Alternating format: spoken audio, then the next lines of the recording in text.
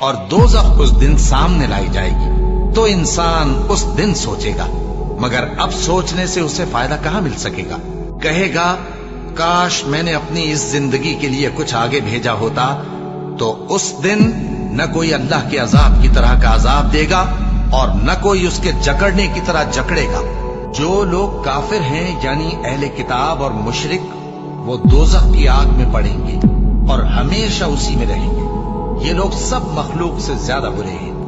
جن لوگوں نے مومن مردوں اور مومن عورتوں کو تکلیفیں دیں اور توبہ نہ کی، ان کو دوزخ کا اور عذاب بھی ہوگا اور جلنے کا عذاب بھی۔ بے شک دوزخ گھات میں ہے، یعنی سرکشوں کے لیے کہ ان کا وہی ٹھکانہ ہے، اس میں وہ صدیوں پڑے رہیں گے۔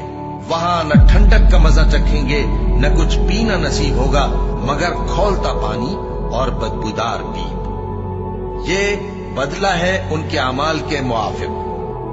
یہ لوگ حساب آخرت کی امید ہی نہیں رکھتے تھے اور ہماری آیتوں کو مسلسل جھٹلاتے رہتے تھے۔